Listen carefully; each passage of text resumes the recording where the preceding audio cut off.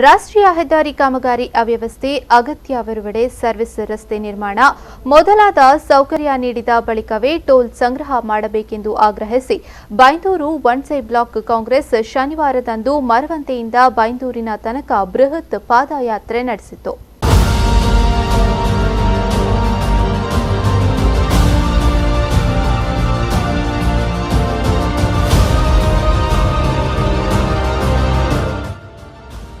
Maravanthe bus ನಿಲ್ದಾಣ ಬಳಿಯಿಂದ ಆರಂಭಗೊಂಡ ಪಾದಯಾತ್ರೆಗೆ ಬೈಂದೂರು ವಿಧಾನಸಭಾ ಕ್ಷೇತ್ರದ ಮಾಜಿ ಶಾಸಕ ಕೆ. ಗೋಪಾಲ ಪೂಜಾರಿ ಚಾಲನೆ ನೀಡಿದರು. ಪಾದಯಾತ್ರೆಯು ರಾಷ್ಟ್ರೀಯ ಹೆದ್ದಾರಿ 66ರಲ್ಲಿ ಸಾಗಿ ಸುಮಾರು 18 ಕಿಲೋಮೀಟರ್ ದೂರದ ಬೈಂದೂರು ಹೊಸ ಬಸ್ ನಿಲ್ದಾಣದ ಬಳಿಯಲ್ಲಿ ಸಮಾಪ್ತಿಗೊಂಡಿತು. ಈ ಪಾದಯಾತ್ರೆಯಲ್ಲಿ ಸಾವಿರಾರು ಮಂದಿ ಕಾಂಗ್ರೆಸ್ ಕಾರ್ಯಕರ್ತರು ಭಾಗವಹಿಸಿದ್ರು.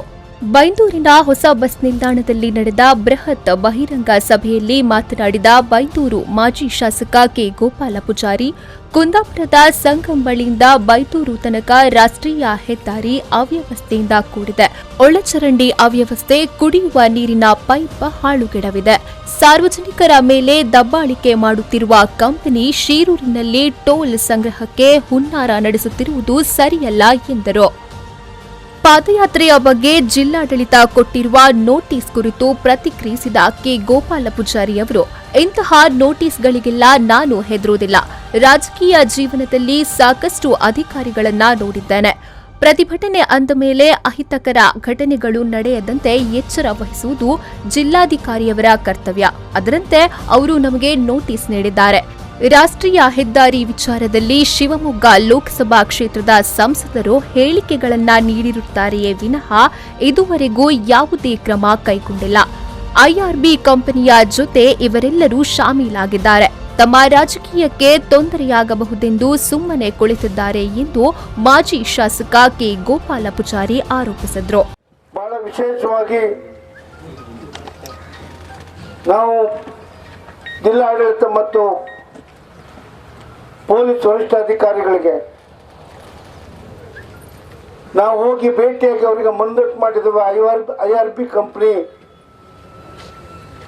ರಸ್ತೆ ಪ್ರಾರಂಭ ಮಾಡುವಾಗ ಆಸ್ಕರ್ ಫರ್ನಿಚರ್ ಹತ್ರ ಏನು ಮಾತು ಕೊಟ್ಟಿದ್ದಾರೆ, ಭಾರತೀಯ ರಾಷ್ಟ್ರೀಯ ಪ್ರಾಧಿಕಾರ ಅವರೊಟ್ಟಿಗೆ ಅನೇಕ ಸರಿ ಆಸ್ಕರ್ ಫರ್ನಿಚರ್ ಮಂತ್ರಿಗಳಿದ್ದಾಗ ತಿರೂರಲ್ಲಿ, ಮುಪ್ಪಂದಲ್ಲಿ, ಬೇರೆ ಬೇರೆ ಭಾಗದಲ್ಲಿ ಸಭೆಗಳನ್ನು ಮಾಡಿ ಸಂಪೂರ್ಣವಾಗಿ ಎತ್ತರೆಗೆ ತಿರೂರಿಗೆ ಬೈಂದೂರು ಮೇಲ್ ಸೇತುವೆ ಆಗಬೇಕನ್ನೋ ಬೇಡಿಕೆ ಸಾರ್ವಜನಿಕರಿದ್ದು ಮತ್ತು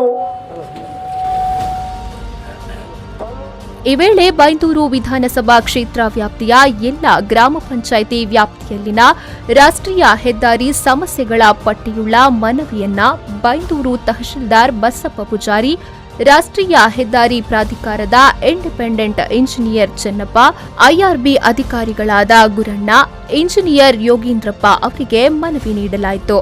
ಕೆಪಿಸಿಸಿ ಸದಸ್ಯ ಎಸ್ ಪ್ರಕಾಶ್ ಚಂದ್ರ ಶೆಟ್ಟಿ, ಬೈಂದೂರು ಬ್ಲಾಕ್ ಕಾಂಗ್ರೆಸ್ ಅಧ್ಯಕ್ಷ ಎಸ್ ಮದನ್ ಕುಮಾರ್, ವನ್ಸೆ ಬ್ಲಾಕ್ ಕಾಂಗ್ರೆಸ್ ಅಧ್ಯಕ್ಷ ಪ್ರದೀಪ್ ಕುಮಾರ್ ಶೆಟ್ಟಿ ಗುಡಿಬೆಟ್ಟು, ಮುಖಂಡರಾದ ಎಸ್ ರಾಜು ಪೂಜಾರಿ, ವಾಸುದೇವ ಯಡಿಯಾಳ, ಶೇಖರ್ ಪೂಜಾರಿ, ಮಂಜುಳಾ, ರಾಜು ದೇವಾಡಿಗ ಮೊದಲಾದವರು ಪಾಲ್ಗೊಂಡಿದ್ದರು.